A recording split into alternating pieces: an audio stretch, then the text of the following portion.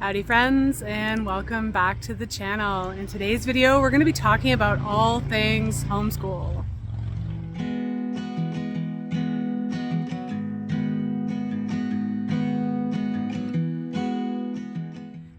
So it's been a hot minute since I have filmed a video, and that's because we are currently transitioning back to our homeschool routine and patterns and schedules. For those of you who don't know, my husband is actually a public school teacher, and so we take the summer off when he's home. And so it's a big adjustment. It's not just adjusting back to doing schoolwork, but also to him not being home. And, to me, when he's home in the summer, a lot of the more kind of like homemaking sort of jobs get shared, which I love. I love cooking with him in the kitchen. And when he's back at work, those responsibilities lie on my shoulders. And so it's a big shift and a big adjustment. And when I put it out on YouTube, Instagram, and Facebook, I asked all of my audiences, I know it's not really my lane, but do you guys want to hear about what we're doing for homeschool? And overwhelmingly the answer was yes. So I'm excited to bring this video. Kiddo will be in it briefly, but a lot of it's curriculum talk, which he thinks is boring. So it's mostly going to be me sharing what we're doing this year for homeschool. Yeah, so stay tuned. Now, before we get started, for those who are new to me, new to the channel, I want to give a little bit of background as to how we started homeschooling. We actually started a way a lot of people did when we were kind of forced to when schools locked down. We all remember that, don't we? It feels so long ago, but also feels kind of like yesterday. And so for our situation, my son was in public school, and his teacher, so they transitioned here in Ontario, they transitioned to an online model. And how do I say this politely? She wasn't very good at it at all. And I don't know if she struggled with Google Classroom and the tech, or just the idea of, not being face to face. I'm not sure what the problem was, and I'm not going to speak from her perspective, but it was really difficult for me watching my husband, who was working from home, teaching his kids, how hard he worked and the effort that he put in and how he showed up every day. And this was just not what we were receiving at all. So we opted out. We just said, you know what? We're just gonna rock grade two on our own. And it didn't take long before we figured out that we loved it. And so I was not using the schoolwork that was being sent home. So I want to preface too that if you were at home doing the learn at home model, this is not what homeschool looks like at all. And we were very much kind of on our own, but that was okay because I had already done kind of like a homeschool preschool thing with him when he was really little. And I also taught English in Korea many moons ago. And so it was a comfortable role for me to sort of slide into. And we just figured out that we absolutely loved it. Fast forward to grade 3, there were some policies in the school that we were just not comfortable with. So we're like, yeah, we're going to keep them home. And here we are, grade 7. So we're heading into our 5th year of homeschooling. So I don't have videos for all the years, but you're going to start to notice some themes of repeating curriculum that we have done for many years now. So even if your child isn't in grade 7, a lot of what we use right now is available for all grades. You would just have to find the appropriate level for your child. All right, so before we get into the nitty-gritty details of all of the magical curriculum that we use, I think Kiddo wanted to say hello. Hello. He loves to make an entrance, this one. So I do. Here we are. And an exit. And an exit. Yeah, I know. I don't think you want to be in this video very much, right? Yeah. That's all right. That's all right. Definitely going to be making an exit today. So we're heading into grade 7. How are you feeling about that first? It's crazy. I feel like it was just yesterday. I was in grade 5, which makes no sense because there's grade 6 in between, but I can't believe we're already here. I know. It's pretty awesome.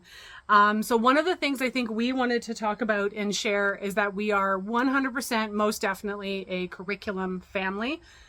Yes? Yes. We are not unschoolers. Yeah, right? I've heard some people are like that, and we aren't. Yeah, and that's cool. If unschooling's your jam, that's great. but we definitely like having curriculum. You like having, generally speaking, you like a schedule. Do you want to talk a bit about that?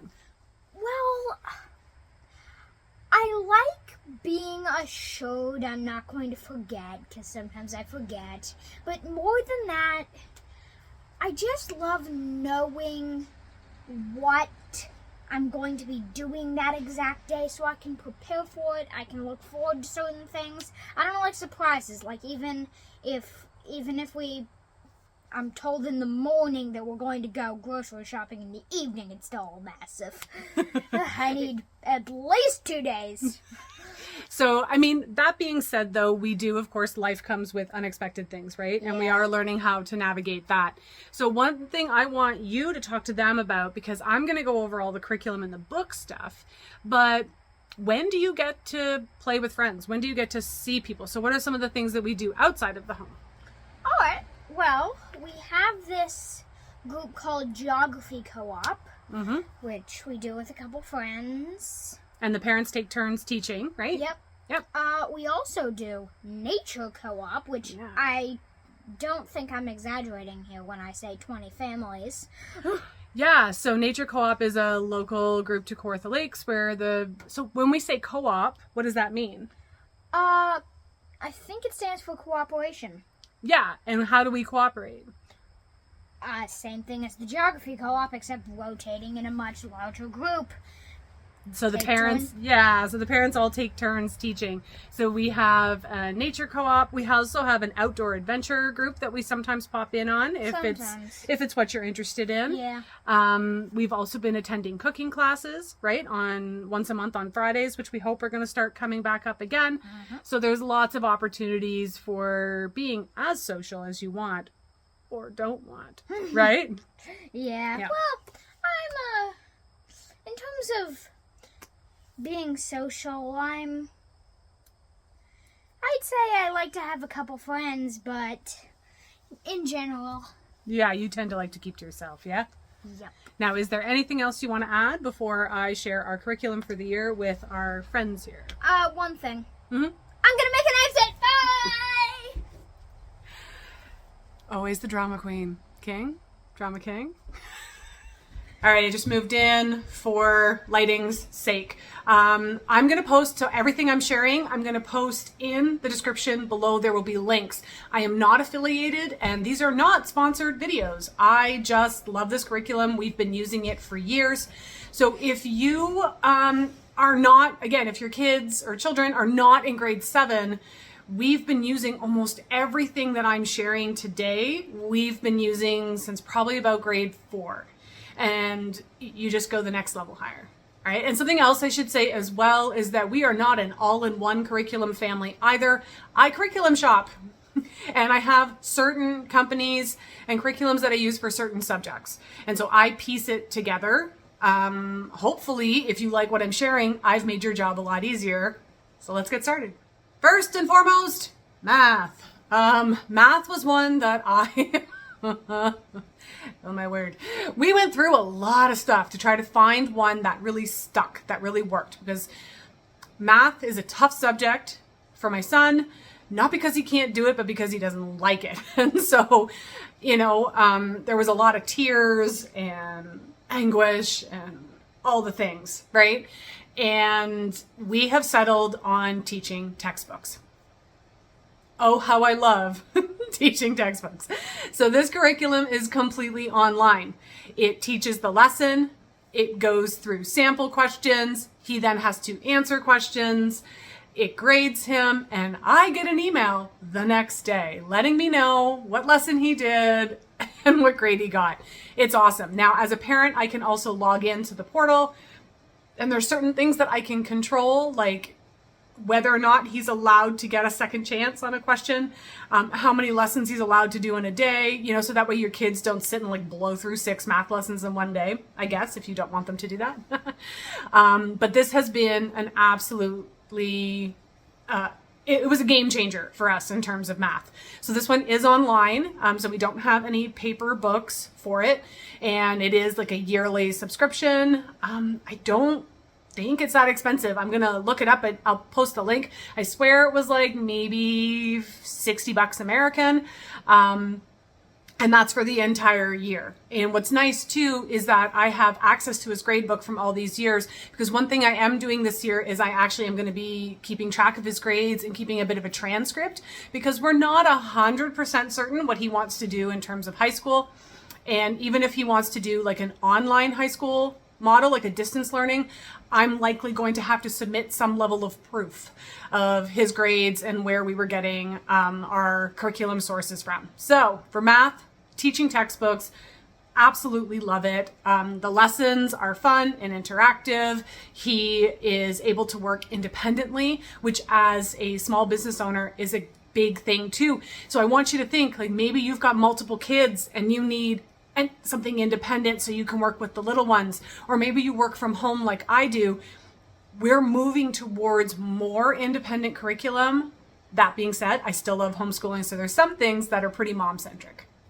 Okay, so the next two subjects come from a company called Pandia Press. They provide secular curriculum, so that's something, again, that my family's looking for. If you're looking more for a Christian-centered curriculum, there's lots out there. It's actually more difficult to find secular-based things, but we get our science and our history through Pandia Press. So we've been using Pandia Press for years now. This year, we're doing biology 2. Last year, we did physics. The year before, we did chemistry. I absolutely love this curriculum. One of the reasons why I love it is because once you purchase the workbook and the textbook, you don't really need anything else. There was a few other, like we did Blossom and Root for a few years, and by the time I was done purchasing all of the extra stuff that I needed, we had spent oodles of money. So what I do is I get on Pandia Press's email list, and they do really great sales, usually in the summer. They might do the mid-season and end of the year. So I've always gotten all of my curriculum for at least 25% off, whatever it goes. So I wait for it to go on sale. I do the PDF versions, and I have an inkjet subscription, and then I print everything out myself. That works best for us. So while we do some things online with the computer, because of my son's vision needs, I think I prefer him to be off screen more than on, and I'm able to print things out. I'm able to make it larger font if I need to, although biology 2 this year has been absolutely amazing.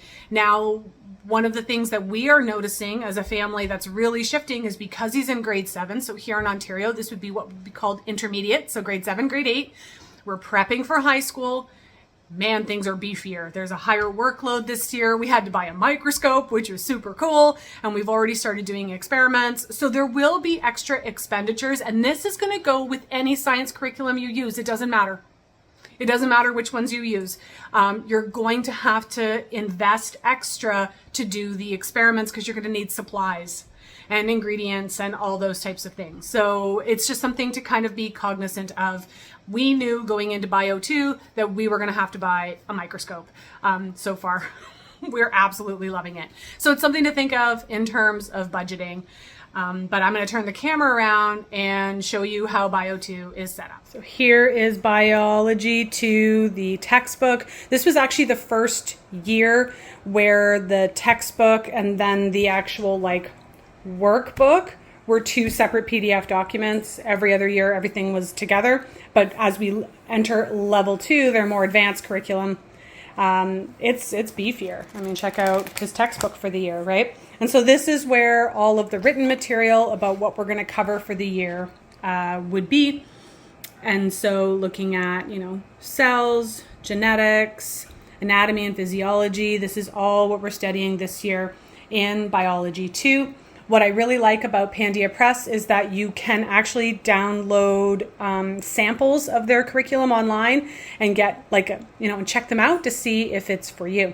So here's an example. This is actually what we did this morning. And so we were on chapter 2. We were learning about cells and the different types of cells. So prokaryotes and eukaryotes and cell theory and everything. So I like it. Easy to understand. It's something that this is one of the things that I do with him. So we read this together. The font is a great size for us. but mostly it's really well presented in a way that makes sense. We've never been confused by any of the scientific concepts. So yeah, like basic cell structure. And then once you're done the reading, there will be a corresponding lab, possibly 2 labs or multiple assignments found in your workbook. So continuing with the lesson on cells, there is, as you can see, a lesson, there's a lab, there's a microscope lab, there's an FSS, which is a famous science series, and SWYK, which means show what you know. So I'm going to zoom over to last week's assignment. So one of the things we had to do was learn all about microscopes, which was really cool. Sorry, there's a shadow there. Yeah, I'll turn this way. You guys will be able to see it. So, his first lab, he had to learn all the different parts of the microscope and label it. His second lab was all about how to use it. And so we were actually looking at type print under the microscope at different magnifications. For the famous science series, he actually learned about polio and Franklin Roosevelt and all that kind of stuff. So he had to do independent research on that. And then he had a little test afterwards, the show what you know, to kind of reinforce everything he learned in lesson 1. Pandia Press has 2 levels of biology. They have chemistry, they have physics, they have astronomy level 1 and astronomy level 2. So we feel pretty confident that we're actually going to be able to use this curriculum all the way through, probably till about grade 8, grade 9. They seem to always be adding. So I'm hoping they're going to do a physics and a chemistry level 2 as well in the future. And then we can just stick with them all the way through high school if we want. Okay, so next we're going to move on to history. And history is going to come in 2 parts because we're basically doing 2 different curriculums this year. The first one comes from Pandia Press, which is where we got all of that science from.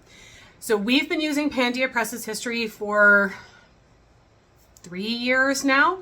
So we started with what's called History Quest. And if you look at my older videos, I think I talk about it in there. This is history through storytelling. And so we did History Quest early times, and then we did middle times. And I kept those. So here's, I'd say, pro tip, because I'm going into my 5th year homeschooling now. I didn't actually use the workbooks. I bought print copies of the workbooks, but I just photocopied everything. And then I was able to sell the textbook and the workbook used to someone local who could then reuse it, right? So I was able to recoup some of my costs that way. But we're done with the History Quest series now. So we decided to try History Odyssey. So I'm going to turn the camera around and show you this one. This one is definitely for older kids. I would say it's more designed to be independent, like a unit study.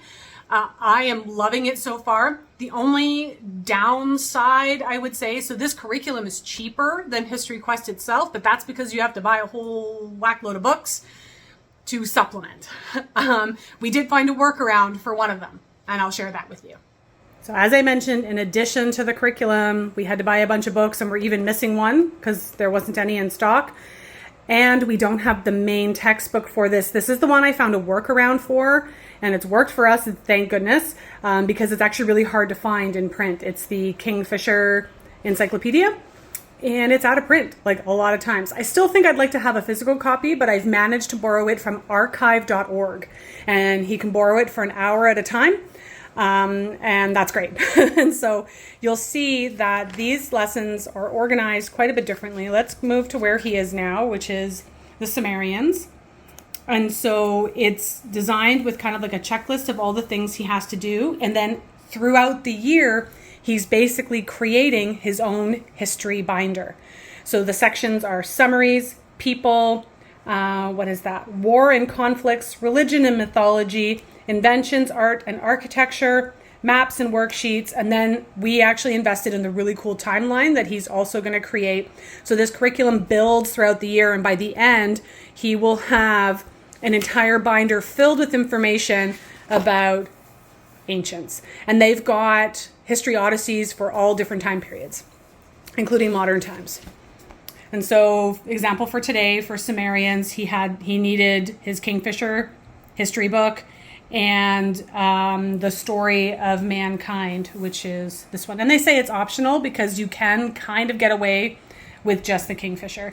So we had a certain page he had to read. We read 2 chapters of this, And what he worked on today was defining terms for his summary section. So he had to define cuneiform, ziggurat, city-state, Mesopotamia. Then in the art, inventions, and architecture, he's going to add a section, and he always goes a little above and beyond, which I love. He'll add information about ziggurats being built by the Sumerians. And then under the people section, he's going to learn a little bit about all of these different people. And so there's different assignments, like many of them will include mapping, using an atlas, and filling out specific dates on his timeline. And so I'm actually going to get him to show you the timeline because it's really, really cool. And it's actually one of the things I really love about this curriculum. So before he shows you the timeline, the way the curriculum is presented is by region, not chronologically. And so instead of bouncing all over the world chronologically, he's going to learn about one region on the planet first and go through all of their history. And then he's going to learn about a different region. And it's the timeline that's going to weave it all together and help it make sense. All right, so as the year moves on, you're going to be filling out this timeline, right? Yep, and it's just this big. Nope, it's this big, this Yeah. It's big. It's big. So this is an entire history that he's going to fill out. It's divided into the different regions of the world. And so as he's learning about these things, it's going to give him a complete picture as to what was happening in, 550 or 5050 BCE, right? Mm-hmm. He'll have a complete picture of what's happening in all parts. That's exactly. But I'm noticing, so it did come with stickers, which is really cool, but I'm noticing you put numbers here. Why did you do that? Well, when I first read, Nope, it's just... Add... Parthians destroy Roman army in Sparta. Add that to your timeline. I can't fit that on this, so... Well, you could, but it would probably get pretty full and a little messy, right? Yes. So instead... What did you decide to do? I did numbers. See 4,500 BCE. Number 4. It's actually half the wind. Build the page for us. Copper... Oh, no, 4. Farming begins in Europe. So you opted to have a legend with numbers that would then refer to your timeline. I did. Very cool. The timeline for History Odyssey. Thanks for sharing. No problem. So as I mentioned, there are 2 parts to history this year. That's because we're also learning about Canadian history. And it was actually my husband who encouraged me to do this when we were in Niagara Falls this summer, because we were visiting all the old forts, and we were learning about Laura Secord, and we were learning about the War of 1812. And he's like, dude, this is grade 7 history. I was like, sweet, let's dive into this a bit more. And so that resource, again, I'll put the link below if I can find it, is from Teachers Pay Teachers. So I encourage you to use that as well, especially if you're wanting to stick to a curriculum that is as close to your province's or state's requirement.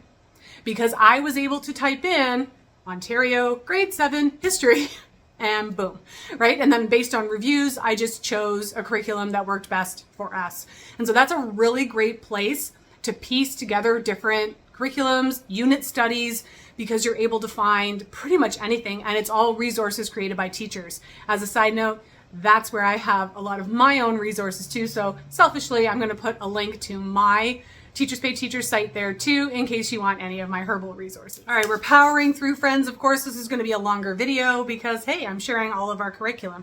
Now, if you want me to hash out in more detail anything that I'm sharing today, let me know. I create my content for you. So we're going to talk about language arts. We basically do 2 different approaches to language arts. One is a curriculum called Grammar Galaxy, and this will be our 2nd year using Grammar Galaxy. So again, I'll put the link below. They actually have an online diagnostic test that you can, stick your kid in front of a computer, have them answer the questions, and it'll tell you what appropriate level. So I think we're on Blue Planet this year, Red Star, Blue Star. Kiddo, what are we on this year for Grammar Galaxy? Blue Star. Blue Star. Last year we were on Red Star. So Grammar Galaxy follows a royal family of grammar, the royal family of grammar, who live out in some crazy planet somewhere. And it follows their adventures. And through them telling their stories, they start to teach different literature concepts. And so a great example is this year in Grammar Galaxy, he has to create his own novel study. He gets to pick the novel, but he has to design it from beginning to end. He's also going to learn about things like onomatopoeias and oxymorons and all of that. So the story will relate to the concept of, say, an oxymoron, and then there will be a corresponding lesson or workbook assignment that he has to do that relates back to that chapter. We love it because it tells a story. He really loves to read, and I don't know. And I'll show you how it works because there's assignments in there for what they call advanced guardians. So if your child excels in language arts and you want to challenge them a little bit more, there's always an optional assignment at the end of all of the regular assignments that you can kind of like add to their workload or beef up their learning. All right, so are you going to share Grammar Galaxy with our friends at home? I am. So this is the table of contents. Table of contents for what?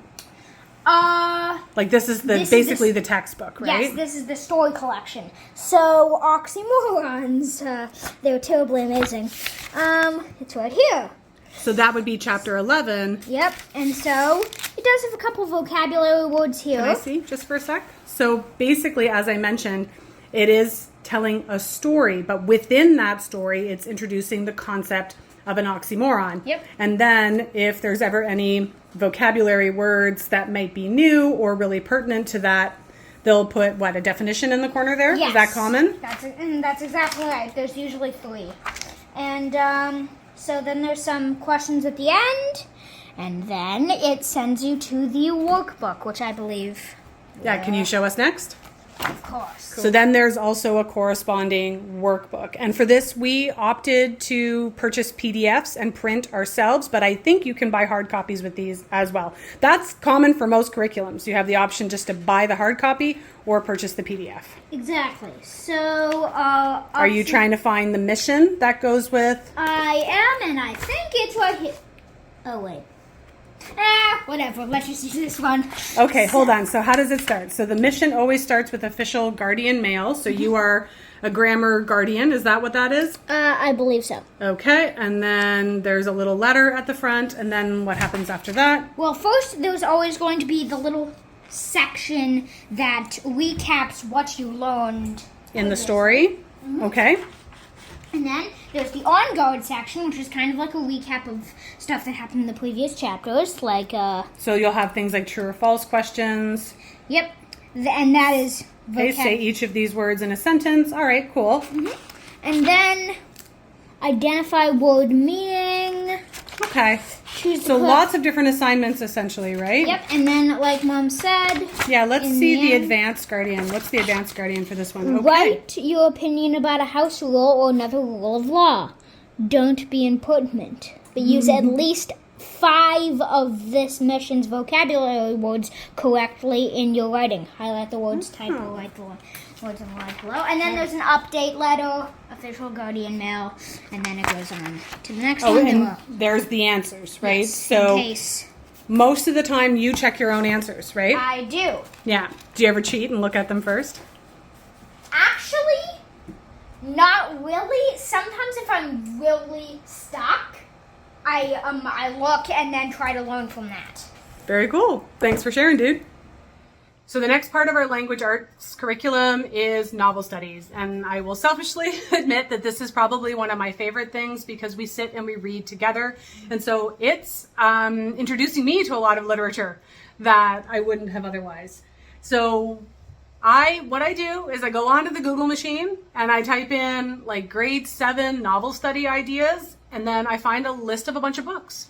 And then because my husband teaches grade 7, I'm going to get some ideas for him because we don't do traditional novel studies anymore. So what I used to do is I would go on to Teachers Pay Teachers and I would find the title of a book. So like what's one we did last year? Artemis Fowl, right? Yeah, we did Artemis Fowl, right? And Great book. It's a fantastic book. And I would go on and I would look for a novel study Artemis Fowl. But we've stopped doing that. right? Why? Well, because we figured out that sometimes novel studies don't dive that deep into the book, and Yeah. we definitely go deeper with We just chat afterwards, yeah. right? Yeah. and What was the main reason though? it's basically just busy work, and We're too busy for busy work, right? that's why it's called busy work. No, but I don't need that type of work to keep him occupied. He would rather have his free time, Yes. right? So whenever we come across a vocabulary word he doesn't know, what do? We look it up. We look it up, right? Or we look it down. We also discuss whatever concepts may be coming up. So the book we're reading right now is When You Trap a Tiger. And we've just found out that when you trap a tiger, bad stuff happens. Bad stuff happens. So what's really neat is this book brings in a lot of Korean folklore and mythology. So I'm having him. I will usually, as we're reading the book, I'll get like a little spark or a niggling of an idea and be like, ooh, this is the assignment I want you to do. So we haven't quite picked one for this one yet, but that could be, right? Like, why don't we deep dive and why don't you do a presentation? And I let him decide. Does he want to write out a book report? Does he want to use Google Slides, right? And create like a PowerPoint presentation? But he will find something that he likes and then expand upon it. We also have, so these we haven't read yet. Beyond the Bright Sea was another one. Look, see, I'm picking award-winning books, kiddo. I'm doing a good job. Yes, We you are. also wanted to include some more classical literature choices this year. So we're gonna read some Sherlock Holmes, which is exciting. We also have A Wrinkle in Time. And I know he's not as excited about this one, but guess what? It's happening. Touching Spirit Bear, another award winning, so it might not suck. And my husband has suggested reading Hatchet, which is one that he reads with his kids every year. There was another one that he reads every year. Outsiders. The Outsiders. So because we're not doing traditional busy work novel studies, we're able to blow through a lot more books, which I think exposes both of us to more literature choices. And honestly, we're reading more, which is really cool. Yeah. All right, kiddo's going to talk to you about this one because this is one that I don't have to do. Okay, now you're too tall. Oh, yes. Way too tall. There we go. Okay. So I have the added perk. So I cannot help you with music curriculum. Why can't I help them with music curriculum? Well, Dad is a music teacher, so Yeah. he takes it over. My husband is a music teacher, so he's pretty much taken over teaching kiddo pretty much all the music stuff. So what are you doing this year? Well, last year I was just going really simple, a quarter harmonica, a little. A little bit of ukulele. Yep. Mhm. And now I'm going big time in. I think Mom's happy about this. It's the same instrument she played. I am going to try to learn the clarinet. Yes. And I've already got, I'm making a sound. It's not a pleasant sound, but it's a sound. Honestly, I'm telling you, because I have here, let's hash it out for the internet, okay? I may have some residual trauma from when I was learning how to play clarinet, because my father described me as a dying moose often. But one of the things that's not easy, like the first lesson, let's make a sound, right? But what are some of the other things that you do with Dad? You know what I mean? Like you're not just doing that. There's other really cool stuff too, like other programs that you're using. Why don't Yes. you talk a bit about that? We are using a music program called Soundtrap. Soundtrap. And Dad gets it because he's a teacher and he uses it sometimes. You basically add different digital music tracks and make a song out of it. Very cool. Yeah, like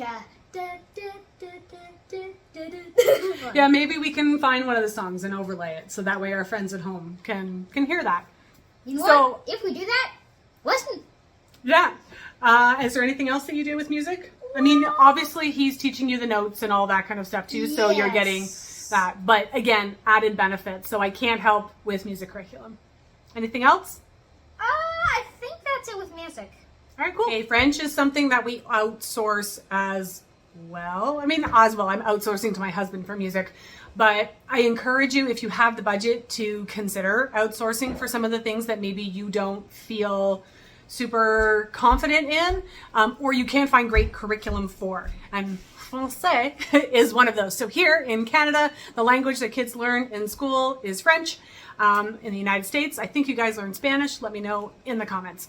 But I have found some online French teachers. Actually, my friend Yev has found some really great online French teachers. So this year, he is doing French lessons with 2 different schools. I'll post, I don't really have a link for the one. It's basically private lessons. And those aren't too hard to find either. You start getting onto some homeschool groups and ask who here teaches, who's a French tutor and teaches lessons online, and it's pretty easy to find.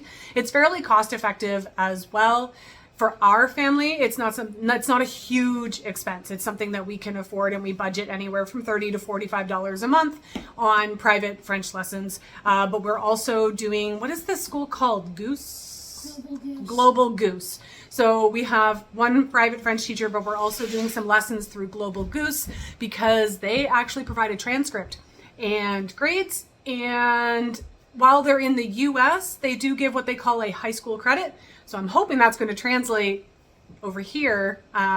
So basically he hops onto Zoom twice a week for, how long are they? 45, 55 minutes? In and around there? An hour. Oh, just under an hour. And then he's got homework with them. So that's how we tackle French. So we kind of have 2 geography curriculums, don't we? Yeah. Yeah, Much. because we do one with our geography co-op group.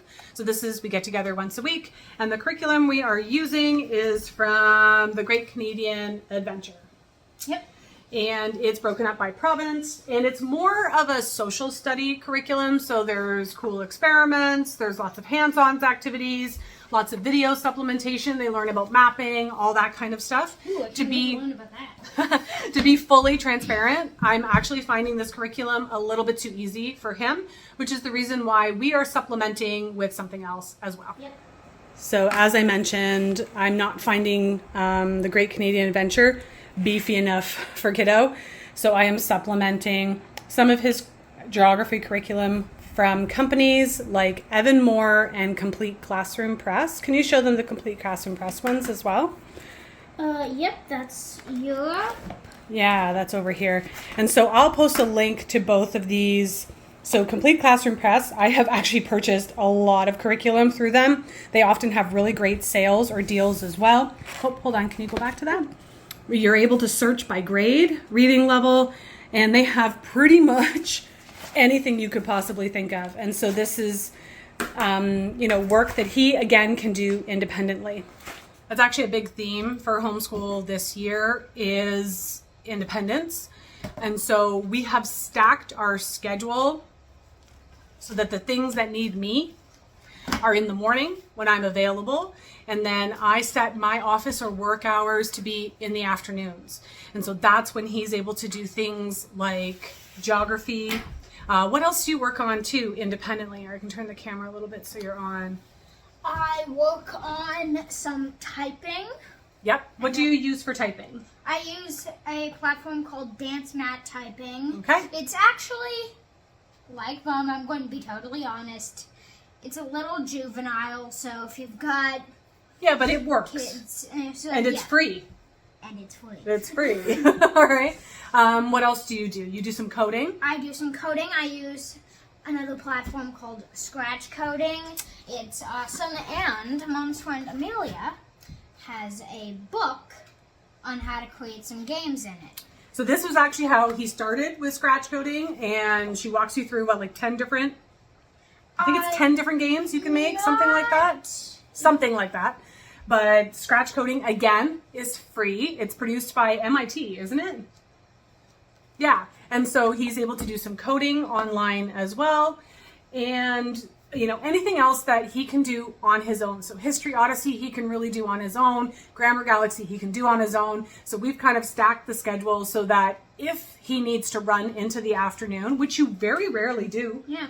We're usually done homeschool in the morning, even in grade 7.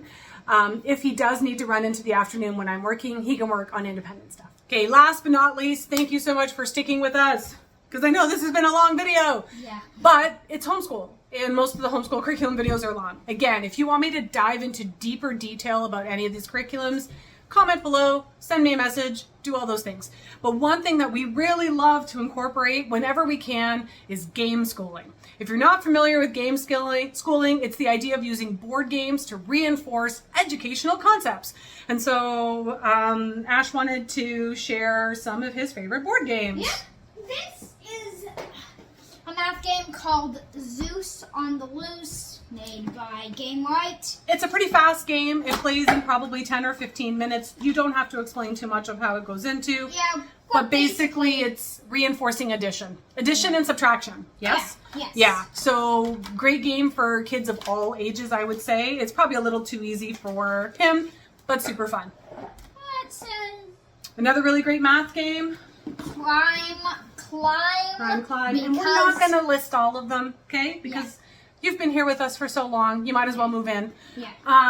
But we really like Climb as well for reinforcing math concepts. This one, addition, subtraction, multiplication, and division. So. And because the name rhymes. Yeah, and because the name rhymes. So I'm going to put all the games that we like. We really like cooperative games as well. So there'll be links for those. So just check out the description. Everything's going to be in there. Ooh, we love this one. It's Mr. Gigantor. Photosynthesis. It's like a strategy game where you have to build a forest and stuff. Yeah. But and we do like our strategy games and our puzzle games, so we will play some online as well. Like, what's the one you want to play when we're done filming? A puzzle game called Meridian 157. So like the room games, any of those escape type games where we have to work together to solve puzzles, we really like. I would not recommend Meridian 157 for anyone younger than me though, because it's kind of scary. But the room wasn't too scary, right? Yeah. But so we really like to reinforce a lot of our learning with fun and doing games as well. So that's it. Finally, we're done. Thank you so much for joining both me and my son. If you've got questions, you know what to do. Leave them in the comments below. Thank you so much for being interested in this. All right, out of there. He just loves being on camera. See, he said he didn't want to be in this one, and turns out he did. Anywho, thanks for watching. I promise I'll be back with more herbal, natural health, homesteady type content in the next video. But I appreciate you guys joining me on this one. See you next time.